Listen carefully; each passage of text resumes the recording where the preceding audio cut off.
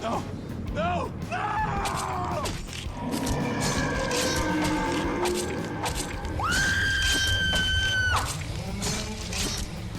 Horror Pop Extravaganza.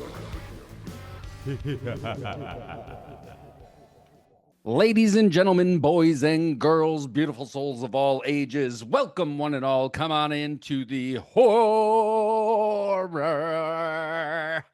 Pop Extravaganza.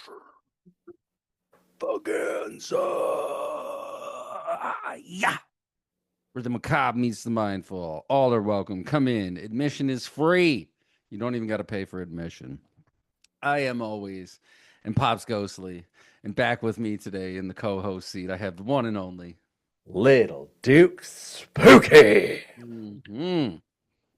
Little Duke is back in the chair. I do want to give a huge shout out to Chelsea Graves, though. She picked her name during this off week. I think her and I are going to try to jump on and do another episode maybe before the holiday season is over, because we had a great time.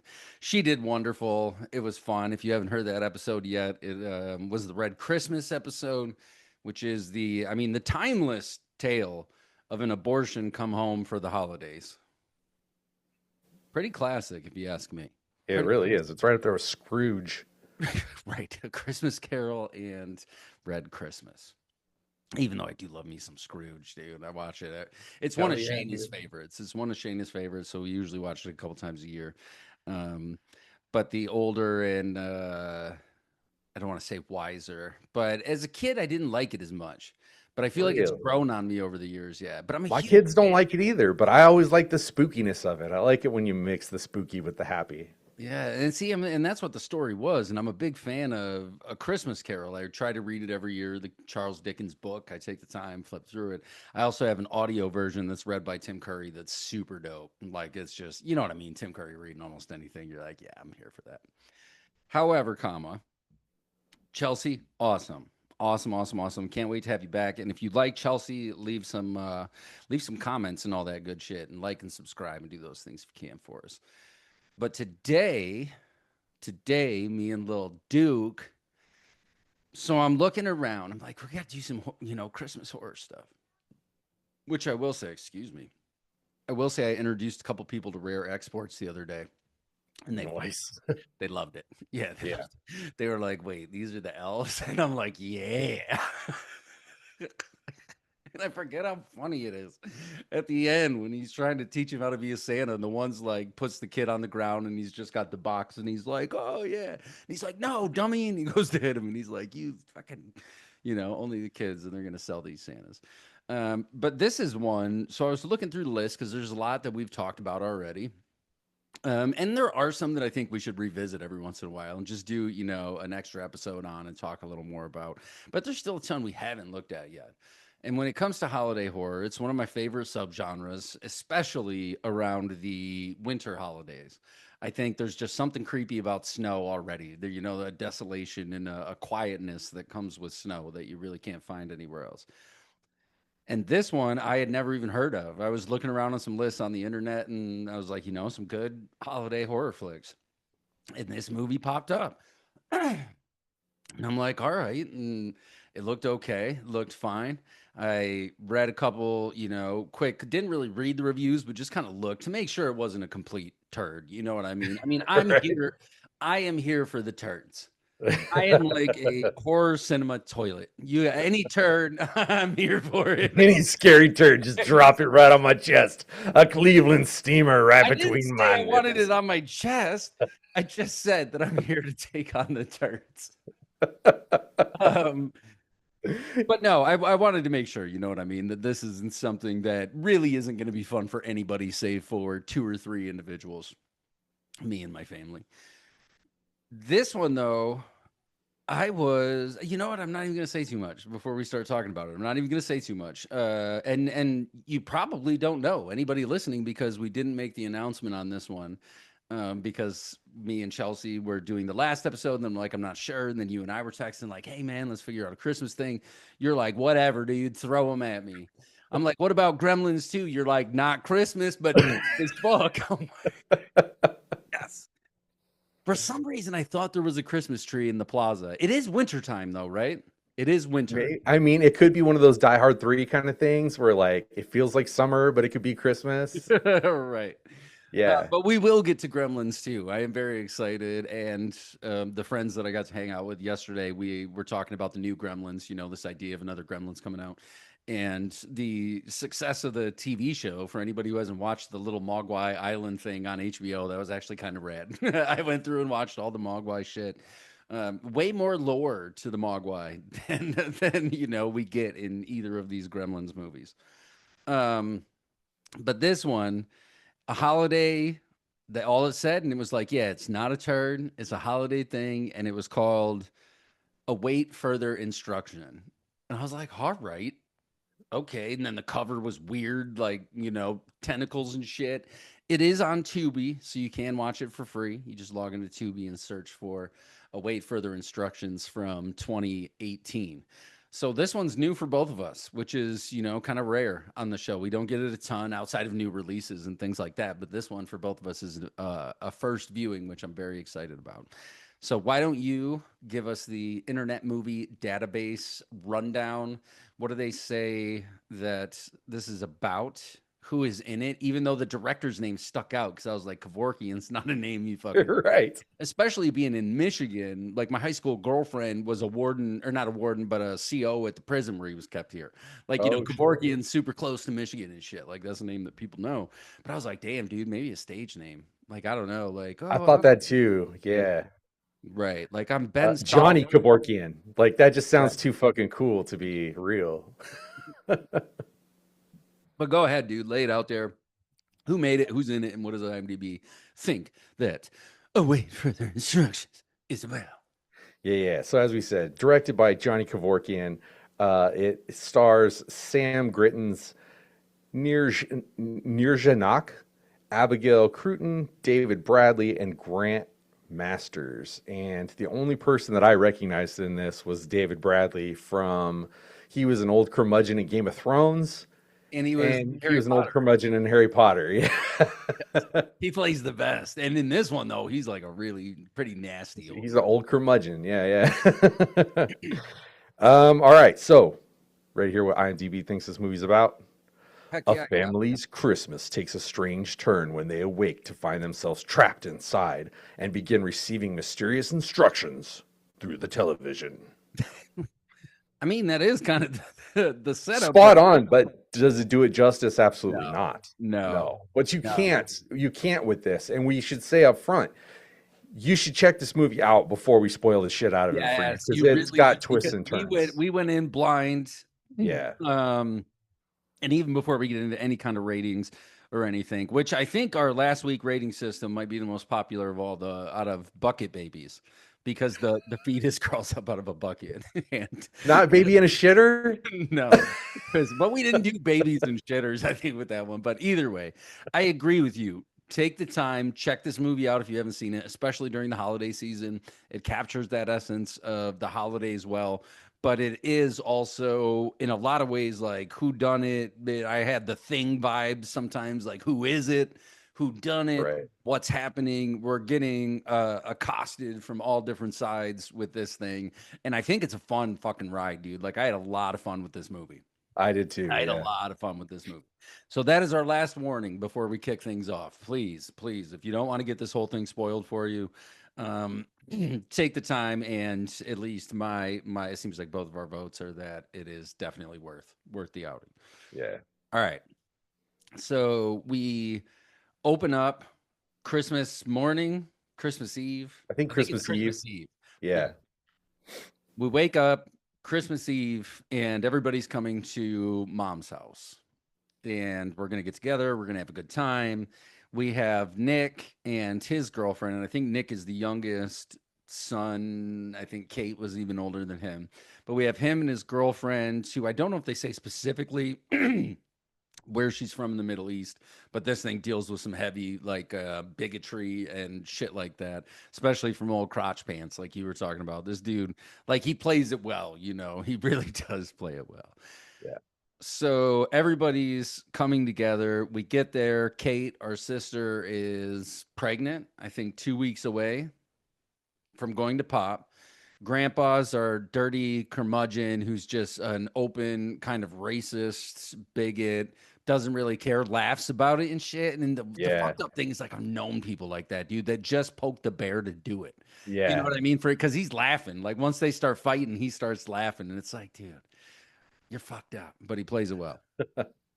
And then dad is still under the mental and it seems like almost physical thumb of his father. He's been since And they childhood. from a military family, and dad was a big military figure. Father was a military figure, and now is just a manager of a store. So I'm an he feels, office manager. yeah. So he's feeling like he's not as manly as his father wants him to be. Like he's a disappointment, and he fucking takes it out on the whole family. Well, and even the kid, you know, Nick and his girlfriend, and that's where it all starts up. He's like, you know, it's you people are here, you're all fucking terrorists and shit like that. And she's like, well, you know, she's trying to be cool about it. And these two have great chemistry. They bounce off each other, especially watching this relationship throughout. You know, it's not the best in the world. It's not, you know, the greatest acting chops. You know, there were a couple scenes where I was like, oh, you know, whatever. I thought it was really well done Yeah. for not Oh being no, like a dude, big budget 100%. movie. Yeah, yeah, 100%. They were smart. They put it Yeah. all in one room or one Yeah. house. You know, they had one location. Really effectively used color grading to change tone and shit throughout Very the much. whole thing, dude. I was like, Yes. smart. Shaking the camera around a little bit, old school techniques. You know what I mean? Like, oh, earthquake, but doing it good. Like, and it was cut really well. Whoever was behind the camera on this thing, you know, not only capturing but directing, lighting, everybody did. Like you said, for a low budget flick, they really got every dollar's worth out of their money. Absolutely. This was like the perfect example of high concept, low budget. I Yeah. mean, there's crazy stuff going on, but it all takes place in a house and the windows are blacked out. So you can't see whether it's day or night outside. It's amazing. And Same thing with Clerks, you know? absolutely, yeah. They Which closed the sucked. shutters and Just a dude died who owned the Quick Stop, and Kevin Smith put out some nice shit about him and stuff. I was like, dude, oh, nice. yeah, that's good. Remember your roots. So family is everybody's getting really upset. Kate's boyfriend is kind of like a muscly beefcake type character who she essentially manipulates, and they're like, you better do this, you better do that. And she's trying to manipulate the whole family. Like, oh, my belly. Oh, you go, and her and the brother are fighting all the time, her and Nick, and she's like, you never let me blah blah blah, and you're always had everything, you're the best. And he's like, not really, I just want to get along with you guys, but you're a bunch of racists and this isn't cool. So me and the old lady are gonna dip out. They go upstairs and they're like, hey, in the morning we're gonna take off super early before anybody can get to us. This was a bad idea. Nick is struggling though with his mother because he really cares. He even hugs her at one point. He's like, "This has nothing to do with you, Mom." You know what I mean? She's Like, a little sweeter, but you can tell when she opens the door, like though she just gives his girlfriend like a side glance and she's like, "Oh, she's brown." right? Yeah, And a you're just little- like, the ick, dude. and But it's that's what I meant- loved is that they did such a good job of setting up like the racism that like they was talking about so much about what's going on in society right now, you know, and how divided we are. And I really dug And it. then this was almost like a precursor to like how we would all live through COVID. I was like, "Holy shit!" Totally, dude. It totally gave me COVID vibes. Yeah. 'cause this was Just a couple stuck in the years, house. You know what I mean? A couple years before COVID, and it was like just stand by and wait for instructions. Oh, I didn't even think about that, dude. Right, This this was was they made this pre-COVID. before COVID. Yeah. Yeah. And it's like, would just stand by and wait for the TV to tell you what to do. But these two get up in the morning and go to the front door. They go to open it, and there's this black, I don't even know what you would call it. It's almost curtainy a little bit. but Yeah, it's like a it's wall, but it's ribbed for her pleasure. right. And it does have like a vagina slot where things go in and out where you and this gets crazy, man. Like this kept Yeah. taking me for turns and turns and turns. So they try to break this thing apart. Nick's like, oh, there's a axe in the garage. I'll go out and get that. This little hatchet. Boom, boom, boom. He's beating on the thing and nothing's really happening. By this time, everybody else is starting to wake up, and mom comes down first, like, oh, what's going on? And then dad comes down, and dad is probably the character that I was the most, I don't know, sympathetic for. Like, he was such a defeated human being already. He was such a piece of shit, though, which speaks well to his acting. Right, because But he his does, character is, and we do see these people each in their own way try to cope with what's going on, and some of them break, some of them don't. However, we're all for a little while gathered up around the TV, and dad's like, okay, he's very office manager. He's yeah. not a leader. He's not a No. leader. He's a manager. And he wants to manage this situation. His dad, meanwhile, is like, man, you're fucking piss pants. He kept calling him Squawky or something like that. And he's like, we're going to manage this, but first we're going to have the perfect British dinner. Yeah. British Christmas dinner or whatever. And they sit down to have turkey. People start fighting again. Oh, I can't believe this, that, and the other. How could you? Blah, blah, blah. We're almost going to go to blows, but we don't. And then the TV, I think they're back out there after everybody is like, I can't deal with this shit. The TV, they're arguing, and the TV says something about take your vaccine, and then straight down the chute, like thump, comes 4 hypodermic needles, 4 or 5, however many of them there were there. And the girlfriend, Nick's girlfriend, she has some sort of medical background. She's the only one of all of them who has some sort of a medical experience. So she's like, these aren't even wrapped. You know Yeah. what I mean, and I'm with her. I'm like, fuck that, dude. That's gross. You don't take unwrapped medical supplies, Again, though, how fucking cool is this that this happened before COVID? The Right. whole dinner scene, all I was thinking was, this is COVID. We all tried to act normal and just keep going like nothing was going on wrong. like nothing But was we were wrong. stuck in the house together. And then this whole thing with the vaccines, I was like, oh, nice. What a commentary. And I didn't even put together that this was 2018. Yeah, so this is before, and it really is. It punches you in the face because it's like, take the trial vaccine to, Right. And she's like, I don't know. And we had that full COVID experience where you had 2 sides of this thing. Like, you're gonna take it, and like, we're not gonna take it. But Nick and his girl had already agreed that they were going to be a united front in this thing. They're like, dude, we got to like ride or die. This Well, shit. dad just grabs it and he's fucking, fuck you guys. And he just Right. sticks it in his arm, dude. And this is after he was already talking to his son about, you got to be the shepherd who, No, he was talking to his daughter's boyfriend. daughter's boyfriend. Yeah, you Yeah, got because he was like, he wants him on his side because he's Right. kind of like buff and can hold his own. Right. He's trying to form alliances and that. But you're right. He's the first one that's like, and he goes straight into the vein. Everybody else just goes into their shoulder, I'm like, what kind of shot is this? Because those are 2 different things, like IV and then the intermuscular or whatever. Either way, everybody gets jabbed up. Mom gets jabbed up. Grandpa's like, fuck yeah, I'll do anything. He's just like, give it to me. Oh, but they had to all wash in bleach first. Oh, yeah. That was the first message. That is was that the first. everyone in the house is Contamination. contaminated, wash with bleach, just to Right. see if they would do it. Right. And so they all do, and mom hears, her kid and the girlfriend laughing a little bit and being a little romantic, and she tries to be that way with her husband, and he's like, "Oh, Yeah. what are you doing?" He's like, "It's serious. We're in a crisis here. No time for fooling around. Put your boobs away." Put your disgusting boobies away. He really does, though. He really. No, yeah, he totally and does. she is defeated by this for good reason. It's like, damn. And they're scrubbing down with bleach. I thought about you as soon as we saw Grandpa scrubbing his old ass. Yeah, dude, we get like the ball cam, dude, and he's like, if you don't mind, I'll scrub my own balls, thank you. Right. And I was He's just like, like, no, he's like, I "Oh." can still scrub my own nuts. And like, he's just angry, but you get this close up. He's on the toilet doing it. And just, so gross. And then we get after they scrub down, that's when we get the vaccines. But it's not long after everybody gets the shots that Grandpa starts spazzing out in his chair. And then it starts blowing up black tar and just all over the place. Dad's like, well, in war, there's casualties. They're like, wait a second. And I love the rationalization because this felt very real. Everybody's trying to say, maybe his body just couldn't take it. Maybe it was this. Maybe it was that.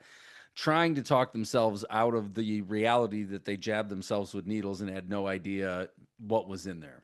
Right. I thought it was interesting that they said maybe he was sick from before, Right. and because we took the vaccine, we didn't get sick. Or we didn't Right. die. He died We because died. it was too late. Maybe. Maybe. Just Yeah. maybe.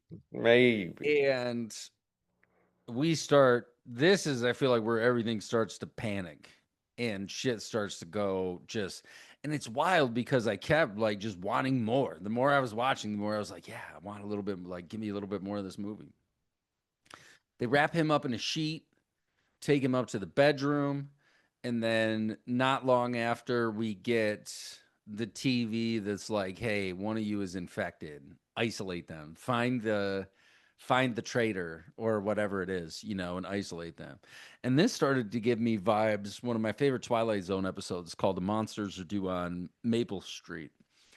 And the whole concept is these aliens are fucking with this little town, this one road from space, and they keep like messing with the cars, messing with the lights, and it brings out a side of human nature that's scary.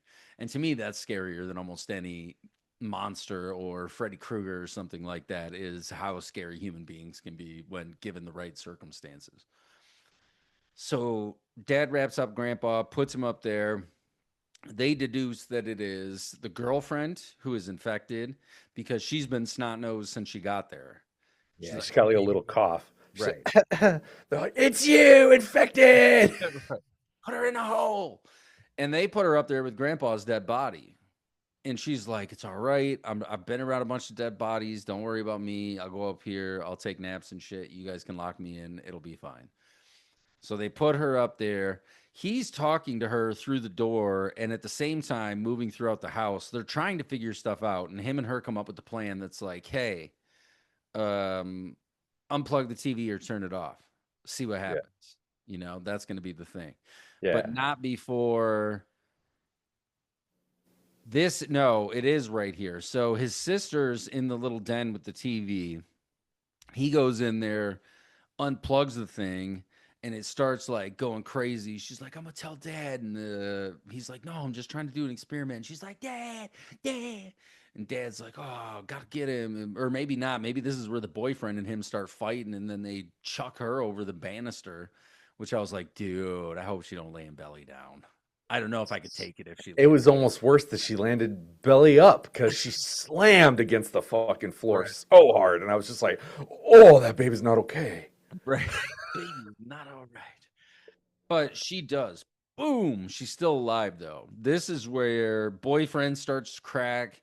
He's just, she has a gnarly compound fracture in her leg. Oh, yeah. And it's just you can see the bones snapped and out of her pants and everything. Yeah, and they lift her up and bring her into the kitchen because, like, what do you fucking do?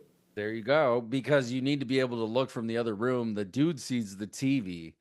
The boyfriend sees the TV. And at first, it's just warning, such and such is happening. And then it clicks real fast and it's like, I see you. And you're like, yeah, wow. Only he sees that. Right. Only he sees it. And he's like, dad at this point is really losing his shit. He's like, I gotta go to my room. I gotta go to my study. Yeah, he can't handle it when the daughter's like hurt. And they're like, no, we fucking need you. Like, we need your help. So your daughter's hurt. And he's like, nah, I gotta go. And he just fucking rolls out almost catatonic like. Yeah. And mom does a similar thing where she is like, you know what? The other people are coming tomorrow. I got to get everything cleaned up. This is a hot mess. And he's like, mom. And everybody's processing this in really weird ways. They've checked every window, every access point, this black film of tubes, these tubes. Yeah, it covers every window, every single door. And there's a vent into the house. The dad has decided that they're pumping, the government must be pumping in clean oxygen. Which I'm like, our government is not that efficient. No. It's not that efficient to cover your whole house with something overnight. Yeah. Yeah, right. It's never going to happen. But and then the boyfriend decides that maybe he can escape out of the little vagina hole. Right. Bad idea. No, they want to put the things back in there. It's like send the Oh, it did hypodermic, say send the hypodermic needles back. and then he tries to open it up and he pulls it and it snatches all of his fingers off, or a good chunk of them, like 3 of them. And he's like this. And at one point he So he punches could do the finger kid, bangs. right? And at one point he punches his brother-in-law, and I'm like, "There's no way, dude. Your hand would hurt. Yeah. Open. There's no." Yeah, he would have passed the fuck out, but Yeah. So he's a hot mess. He's sitting with her for a while on the couch and, holding her head. She's all sweaty. The girlfriend in the locked room, he's like, the veins are looking gross. They're coming, away from the wound. They're looking red and stuff like that. She's like, that's bad. She's got an infection. She's probably going to get septic if we don't hurry up and, we need medical attention or something. The mom gives this great monologue in front of the TV, begging for her daughter's life. Like, you sent these vaccines, send something. This is my Kate, and that's a baby, and da da da da da da da. And she's losing her shit. Dad, at some point, takes it upon, because the TV tells them you have a mole. One of you is in on this, and you guys got to figure out who it is. So Dad teams up with brother-in-law and ties Nick to a chair. And at this point, Dad's gone, man. Dad's gone to cuckoo land, dude. He's full on Michael Madsen from Reservoir Dogs at this point.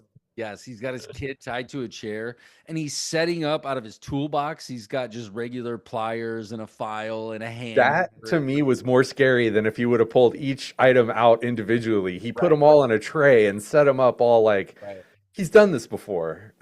Like, why is he so confident in his ability to torture his child? Yeah. Mom somehow got locked in, or no, mom's still downstairs because he does, and he's getting ready to like cut his throat.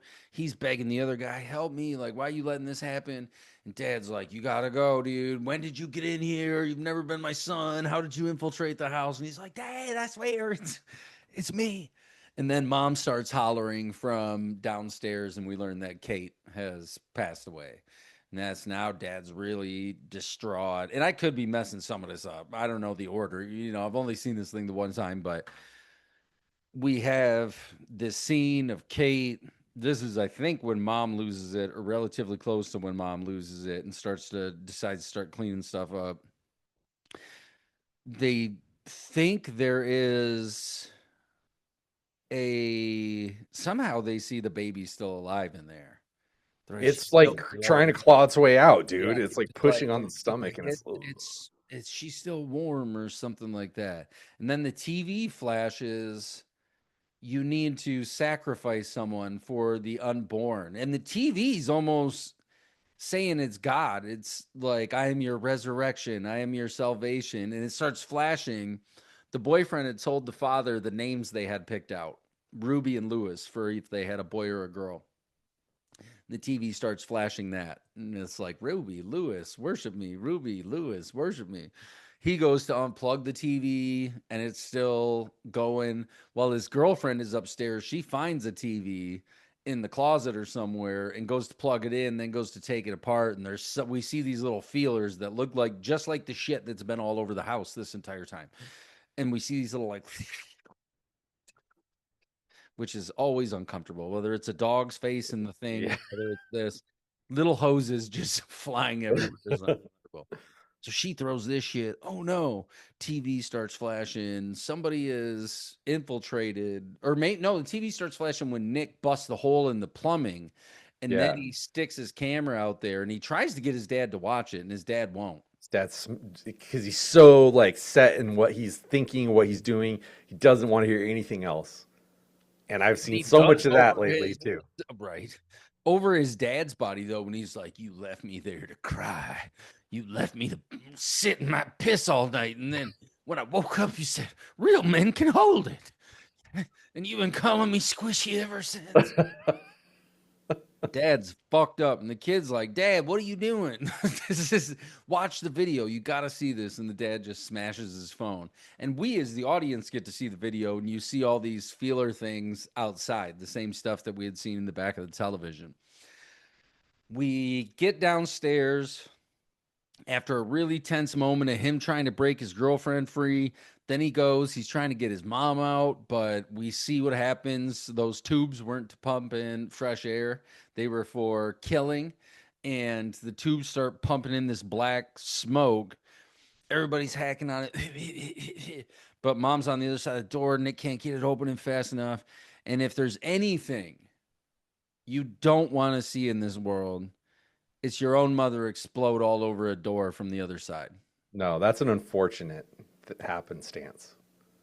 I think unfortunate is a light word. I think we need something heavier for this situation. Because she blows up all over the window. And he's just like, Mom? Mom? He's like, we gotta go. The smoke's coming. We see on the screen that stuff is lighting up, these little skulls in all the rooms, little red skulls letting us know that there's smoke everywhere. They do get downstairs. So now we have, I don't remember who's left. Dad, the brother-in-law, Nick, and his girlfriend. They all get in this room, shut the doors, seal everything up as best they can with towels, rags, whatever, curtains to make sure the smoke doesn't come in. It's getting closer. And we're like, no, don't get closer. It's still getting closer. And then all of a sudden, it all goes The back smoke down. stops at the bottom of the stairs, Right. and then like goes back up. I thought Right. that was cool. Yeah, it was a nice effect. The TV starts doing more of you need to save the baby. I think this is where we get into a lot of the big you got to save the baby and sacrifice somebody in order for Yeah, and they're this. gonna sacrifice the girlfriend, of course, because Right. he's like, yeah, kill her. And then she says, no, I'm the only one that can deliver the baby, so you Right. can't kill me. And they're like, no, whatever. This is wild. This whole sequence tripped me out, dude. They're in here. We get this vision of dad just sitting in front of the TV quoting scripture, almost like gone. His eyes are becoming catatonic in this weird way. And this is where the lighting has gone full horror movie lighting. It's Yeah. no longer like you're not in this home anymore with the soft, warm glow of the Christmas lights. Everything's It's flicky like and green blue and and green. flashy. Yeah, Yeah, it's yeah. these cool hues. Dad's covered in blood. Quoting scripture. Yeah, You great. have, I can't remember, dad kills the brother-in-law. He hits him with an axe. Yeah, Right in because his, he's like, we got to do sacrifice, so I'm gonna kill the brother-in-law. or something along those lines. Yeah, like somebody, or he's just fucking going crazy. I don't remember, but I know he's killing people. And then we get the TV, and he goes to unplug the TV, but it stays on, and it keeps saying like, "Worship me, worship me." And in true Scream fashion, he uses the TV, this device that's been manipulating his father throughout the entirety of this thing. Because at some point it shows somebody else. It's like, I see you. And it's like, dude, that's scary as shit. But the father gets the TV dumped right onto his head. Bang, smash, gone. Or so we think. So now we just have our couple. They are our two individuals who are left. The TV sets itself back up. It, off the dad's face, and then the screen explodes. We see this beating heart of coiled tendril, just really, but at the same time, like you hear the electricity elements of this whole thing. Yeah. The TV starts tendriling out into the room. It uses dad like a puppet. That was trippy, dude. And it So reminded me of cool. Killer Clowns, dude, with the cop. Yes, but this was even worse. It reminded me of something from Resident Evil or Because it goes Silent through the Hill. back of his head, and Exploding. then the fingers come out his mouth, dude, and they're like hanging on and like puppeting him. It was really disturbing. Yeah, Really he's well done. floating though, in a lot of ways he's not just on the ground, and this thing's moving him and it's talking to his kid like, Nick. And you're like, what is going on here? The whole house starts tendriling. stuff's coming from everywhere. The effects I thought were great. You know, the blend of CGI. There's some stuff that is never going to age that well, but I feel like it was minimum. You There know was what I some reverse photography here that looked a Yeah. little wonky, but I was like, I like how it moves. We're I Evil like Dead that old fans, shit. dude. Like reverse Yeah, photography was everything. That's how yeah. you know, that's how you do it. But the tentacles are everywhere. They're getting all over stuff. Nick's dad is up, and Nick gives us this idea that it needs them. This thing needs them to stay alive. It's like it won't kill us because they're hiding behind these doors, and then he goes through and he's standing face to face with his dad. And it tells him, you know, assimilate, become one with the Borg, whatever, do your thing. And he's like, you can't. And he's like, no, I won't. And then really, this threw me totally all over the place, dude. We see our Nick and his girlfriend on the ground getting covered up in all of these tentacles and stuff. And then I think dad even like the puppet grabs the axe. It's like manipulating him with his hatchet swinging around. That's really the last we see of Nick and his girlfriend, but we are soon privy to information that leads us to guess what had happened to them. Wow. And this is where I'm like, I'm gonna be thinking about this movie for a couple days. I need to really, because this ending is what got me. I'm like, there's so many angles. I feel like I'm getting, but in a good way, you know. It Me wasn't a too. bad thing. It really gave me like I was kind of excited. Like this is wild, man. Yeah, because I was like, how is this gonna? If this doesn't end and give me something, I'm gonna be pissed. Maybe I should drink from this side so the camera doesn't ever go the other way. But I'm with you. I was like, okay, I want something. I want some Yeah. sort of resolution to this. And even though it's not directly on the head, it doesn't say this is exactly what happened. Right. It gives you enough to play with in your own mind, but still solidified enough to feel okay. Right. You know, that there was a bow on this thing. And so the TV had talked to him many times about come to me, you know, through his father. You got to come to me. You got to come to me. Not going to happen, Dad. Not going to happen. These two are now dead. And then we see all the tendrils crawl over the pregnant Kate, and they cover her whole body. And then, in true alien fashion, acid starts to melt away her entire body. This thing has the ability to kind of melt her all down. It leaves the little baby alive. It's smart enough to do that. It's, you know, this thing's smart enough. It looked like the cameras were in all of the little, like everywhere was a camera, essentially, for the most part.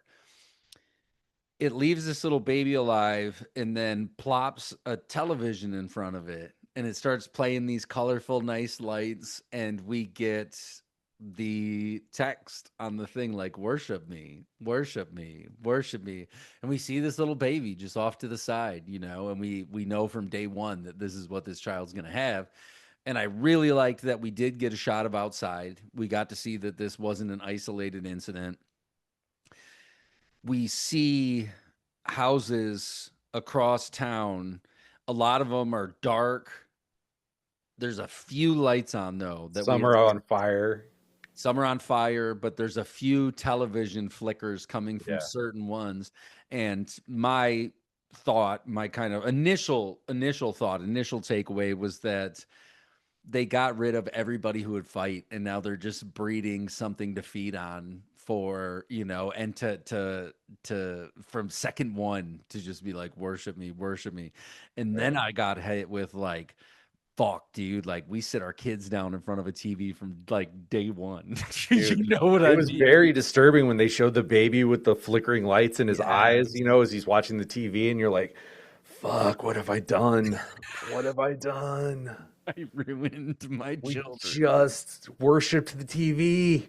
And that's what we were doing, right? And that's what we were doing as an active, you know, engaging with it. We're doing the same thing. And we see the little flickers of the lights, and then we cut. And I love, you know, European cinema for that. In a lot of ways, in the West, we like a happier ending. We like, you know, a nice high note, something to walk. Certainly not an ambiguous ending. No. We don't allow that. This one wasn't super ambiguous, but it was not pleasant. You don't No, walk away no, from it like it's like, oh, and it forces you looking at yourself like, is this who I am? Am I just a slave to the TV, you know? And whatever it tells me, that becomes my reality, and my actions are dictated by what I take in this thing, even if I don't. And I love that with the dad is he just needed an authority figure to answer to. He couldn't, free think. And he loved the TV being there for that because it gave him some sort of structure. yeah, Whereas Nick was the complete opposite. He's trying to break out, taping his phone to a thing, trying to figure this shit out. Whereas the dad almost found a calm in it, a peace in this, tell me exactly what to do. yeah. Like he understood this world, you know. Right. And Right. the image that kept getting to me, dude, was the cross above the TV. Yeah. That every time they watch TV, it's through this religious filter. And I was just like, ooh, weird. I like that, dude. Yeah. I did I think it might have been Thich Nhat Hanh, but he said one time he went in, he's like, if I go into somebody's house and I see a Buddha statue on top of the TV, I'm like, that's totally counterintuitive. You know what I Right. mean? Yeah. But you're right. Um, I didn't even pick up on that. That's a great observation, man. yeah. And so I watched this with my wife, and I right away was like, okay, so we're dealing with UFOs here. This is some sort of extraterrestrial intelligence that's taking over. She didn't get that at all. She took it that it was like this ancient thing that grew up out of the earth. Oh, and kind of like just Yeah, and like that it was like nature taking back yeah. its But power. it was still I like it. I would say I don't even want to say qualm, is that it was so technological. This Right, monster was yes. so, whereas to me, it's almost maximum overdrive instead of the happening. Yeah. You know what I Yeah, and I mean? could totally see that. What I saw though was that it used the TV to control us because it already could tell Right. that like we try to control nature with our technology. So Right. why wouldn't nature use technology to get back at us? Now that's not what I got from the movie. I got that it was Right. aliens, but it was cool.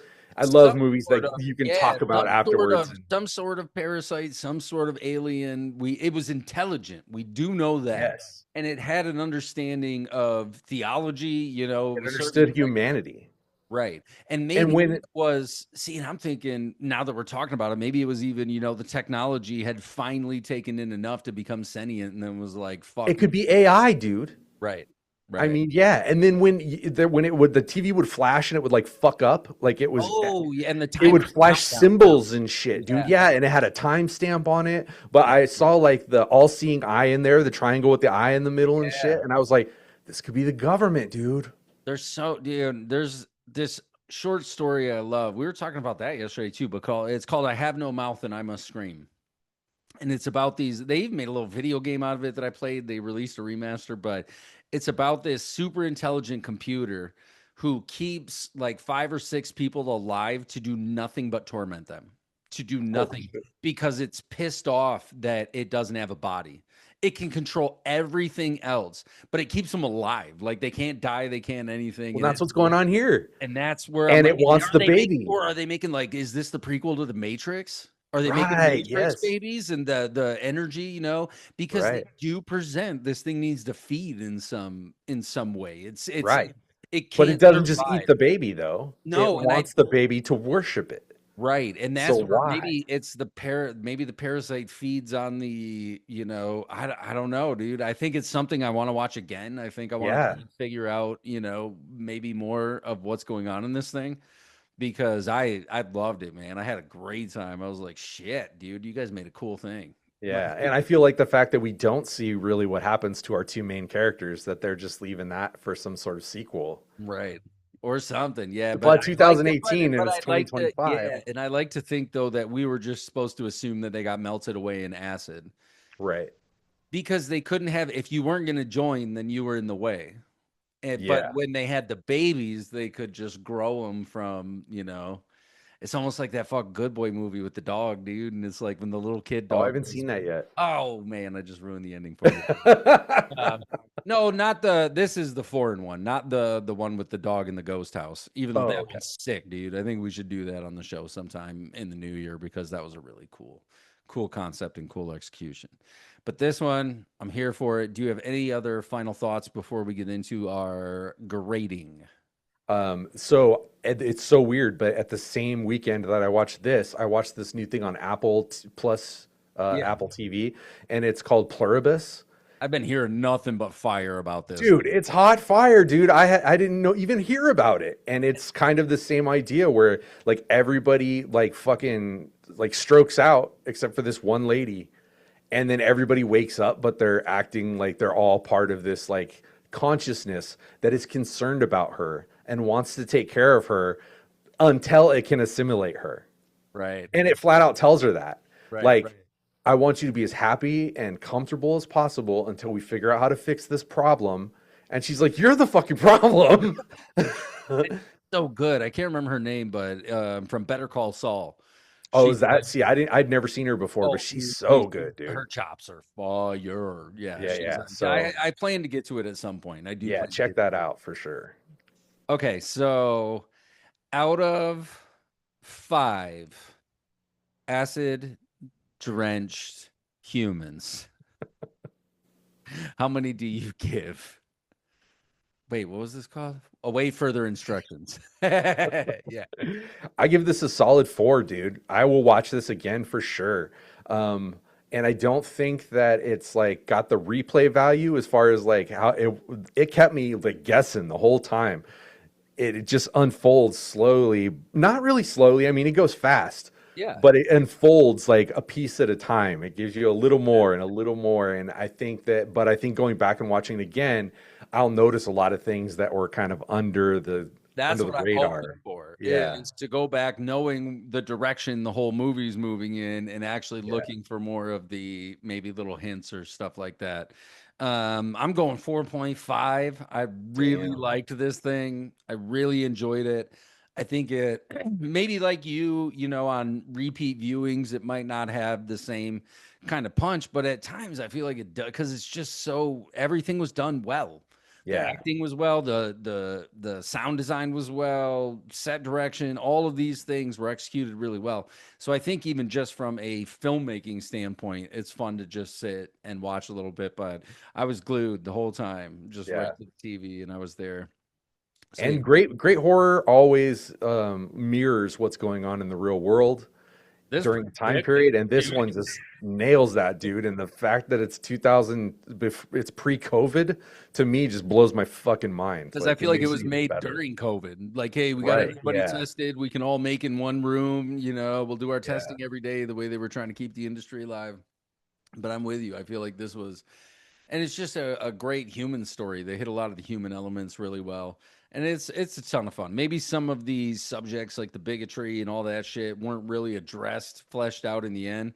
But maybe that was why this thing was trying to take everybody out. It's like, we got to start fresh. Y'all are fucked up. Right. Yeah. Either you come in and be a part of us, or we got to get rid of you because you're not really, doing the thing.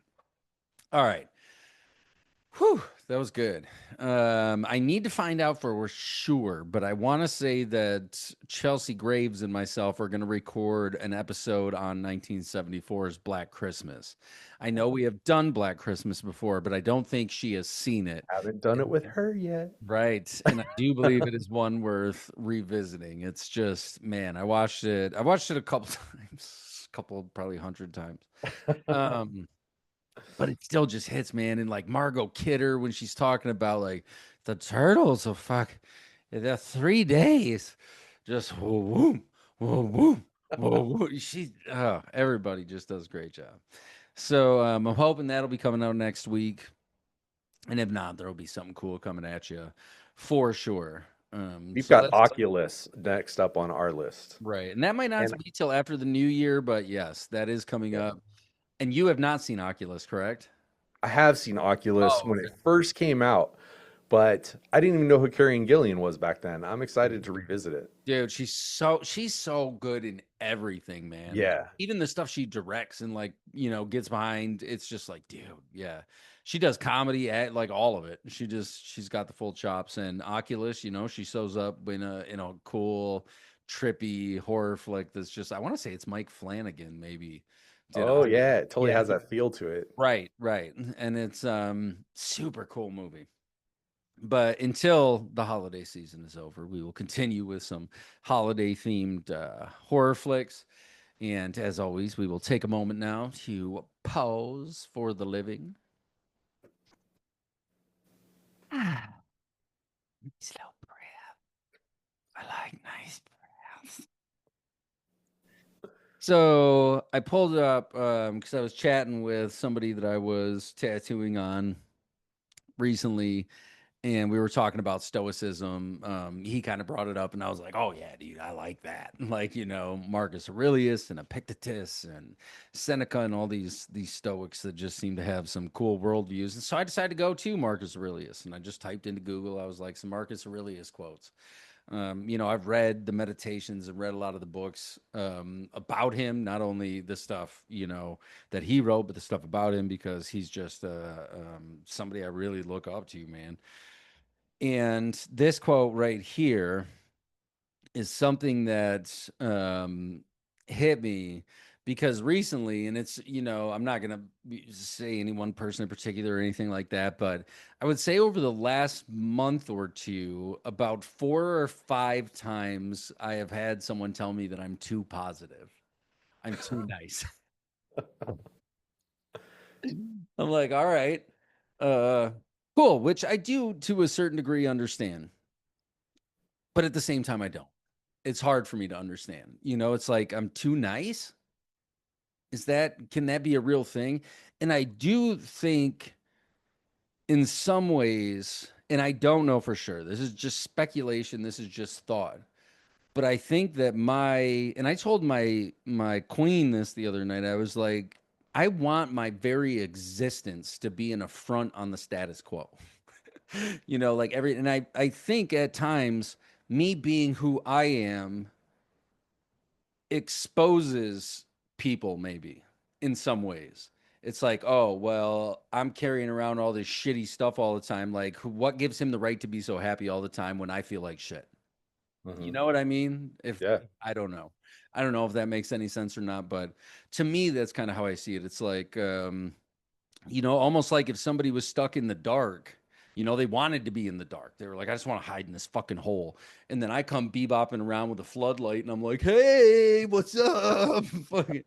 And so I do need to manage that better. I think I need to do that. But at the same time, I cannot change this person that I am, in order to, I can approach softer. I can be, I think, more cognizant is what I was thinking about, how somebody might be feeling and how I can best represent myself in a way that is the best thing for them.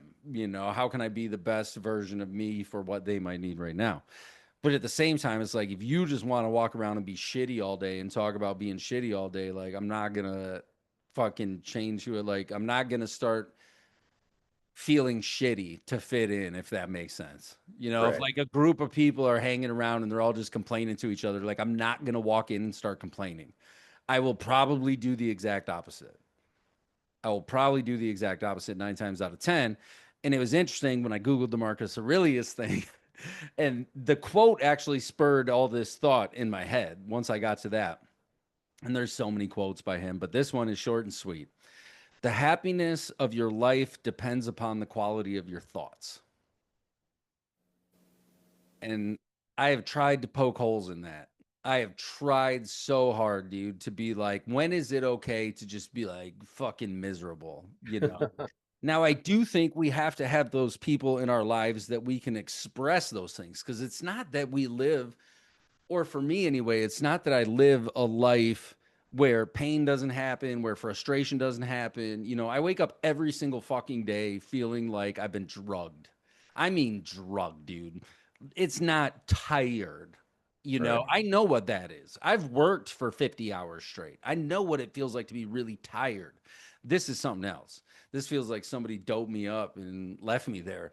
And every morning it takes about an hour. Every morning I have to contend and say, do I give up or do I? And those thoughts do come. That shit does come to me. It's not that it stops coming. I think it's more about, do we know what to do with it when it happens? And what he's saying, the happiness of your life depends on the quality of your thoughts. And so do we, do us, do you, do anyone hang on to the negative and then let it start to grow and then let it start to fester. And then before we know it, we haven't talked to one of our family members for 40 years because we held some grudge that was just, you know, at the end of the day, probably pretty trivial, I would guess. Maybe not. I don't know. But the bigger the wound, the bigger the act of forgiveness can be, in my opinion. You know what I mean? Like if it can be that bad, it could be that good on the other side. And I think sometimes that's all some people need is just somebody to be like, you know what? It's okay. You fucked up, but it's okay. You know what I mean? Too often we'll be like, oh, I fucked up. And then we plant that seed inside of us. And then that seed starts to grow and infest in kind of like these fucking feeler things. It just takes over every part of your being in so many ways until it can become all consuming and it can be everything. But if we learn and we practice and we understand that first, thoughts are just thoughts, they're not real anything. Thoughts are just thoughts. We don't have to. My big problem, I guess, for a long time, and I don't know if anybody else, maybe you can leave it in the comments if you've ever experienced anything like this. But my big problem was holding on to thoughts as it, like, say I had a terrible thought, right? And I did. I had some really dark, dark thinking before I started on this whole journey. I would say if I had that thought, therefore I am a bad thing. Because if I was a good thing, I would not have that thought at all. Now I'm engaging with it. Now I'm fighting it. And now, really, I think there is a place you can get to where it's no matter how I do it. I mean, I practice it all the time. No matter how fucked up the thought is, now I can just kind of let it go. It just passes by. There's no reason to even say I give you any validity. You know, you're just something that happened to float by, and that's it. And then when the good thoughts, you know, I try to fill my mind when I'm thinking with what I consider quality thinking, you know, and not thinking about, for me, it's a lot of time pondering, you know, big ideas and shit like that. You know, for me, that works. It's taking the time or just to sit and stare at a flower for like an hour and just sit there. You hear that flower for an hour till it started to rain and I was covered in the shower, soaking wet. Can't get no bets on something. See, I don't know. Maybe I'm just broken. And but seriously, I can sit outside and just stare at the stars sometimes. And then when you really get deep in it, it's like, yo, I'm on a tiny little rock. Hurling through space at 1,000,000 miles an hour. You know what I mean? Yeah. This vastness that we don't even understand. Like, why, if I have the choice to think about that or to think about the person who cut me off in traffic, I'd rather think about not the person who cut me off in traffic because in my, you know, however many years of memory, holding on to the negative never yielded positive. It just didn't, it didn't work, you know, like holding on to anger. It just never really, I don't know, yielded anything positive. So now I try to keep the quality of my thoughts in a better place. And for each individual, I think it's different. The quality of my thoughts are different than the quality of your thoughts. Only you will know, like, hey, this is, we know. If you take a minute and just feel, and anger usually doesn't feel good. It might feel good for a little bit. You'll feel justified. I was hurt. I hurt back. That felt right. 2 days later, you're like, fuck, I fucked up. You know, you haven't talked to your significant other for days and you're angry and it does start to not feel right. It's hard for it to, and if you are at a place where it does feel right all the time, that to me is a little bit of a scary place. Yeah. And that's a little bit of a scary place. However, the quality of our thoughts matters, you know, and it's not even, we could be delusional and have all of our thoughts obsessing about, you know, work and just building an empire and doing all this stuff. And even if you're moving towards something, even if, Marcus Aurelius has some other quote somewhere, but he's like, even if you're working your ass off at something that's not worthwhile, it doesn't matter. Right. You know, so the quality of your thoughts, you could be like, oh, I'm focusing on doing this thing and making this thing happen. But if it's truly not moving you in a way that's towards whatever version of yourself you want to be, then it's kind of pointless. Like the work itself is in vain. It We're does. super good at making ourselves miserable, trying to fight through things that maybe we didn't think through all the way that that's what we wanted as a person. And we're responding to either outside pressure or pressure from our family or our friends or our loved ones, trying to push us to being something that we're like, yeah, that's what I'm going to be. And I'm going to fucking fight through it. And my life's going to suck because I just keep pushing against the grain. Swimming upstream is really hard. Yeah. Swimming upstream is really hard. But I'm with you there. I think that's a great way to look at it. It's, and sometimes we get so deep into it that it feels like there's no way out. Right. It's just like, I'm here. This is where I am. This is where this struggle is what I am. Right. And without it, who am I? Yeah. Right. And then if those are all your thoughts, like if your thoughts are stuck in that place of, I know I'm not who I'm supposed to be. If your thoughts get stuck there, then, what are the quality of those thoughts? Are they bringing I've been a victim to my thoughts, so I know, and you have too, and so that when you're in that state, it's easier when you're not in that state to say, don't let your thoughts control you. But when you're in that state, it's really hard not to listen to your thoughts because you're like, is this my internal monologue? Is this my brain or my feelings telling me this? Or am I just beating the shit out of myself because this is an ugly little voice that I shouldn't be listening to? And those are the things that I believe we give the voices to. Mm-hmm. If you don't ever engage it, then there's nothing to, and that's a tricky place to get to. I think it's not an impossible place to get to. It's all balance. It's like you said, you have to have the good with the bad. Right. And you have to, I think, know how to understand that the good and the bad are both temporary. Right. But I see like what you were saying at the beginning is that people have pointed their finger at you and said like, you're too positive. Right. I think when you're too happy on one side or you too miserable on the other side, it kind of rubs people the wrong way. Yeah. But a lot of it is because they're seeing something reflected back at themselves that they lack. Sure. So when you're being positive, it pisses people off that aren't positive. And it's easier to say, well, fuck you, don't be like that, than, well, what do I have to do to try and be in a more positive state of mind? Right, exactly. It's a lot easier to... It has to start with, people need, positivity and all that shit, and happiness is great if you have food, water, and shelter. Right. Like positivity, if you're hungry, doesn't matter. Right. Your thoughts don't really matter if you're hungry. You're just fucking hungry, So...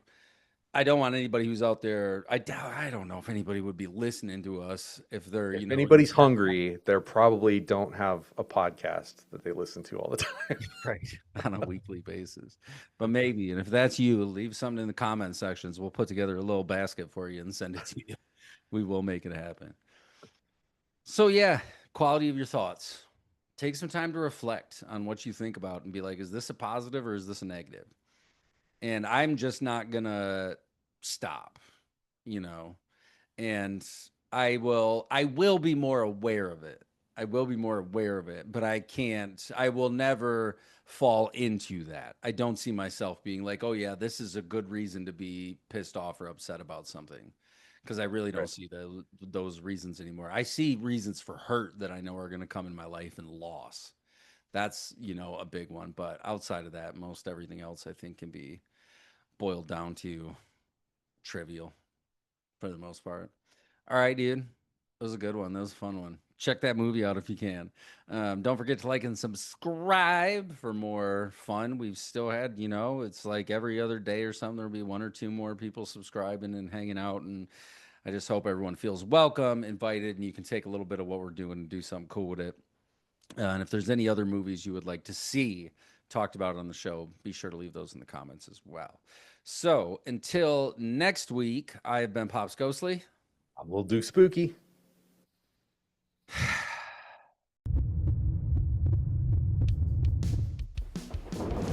No! No! No!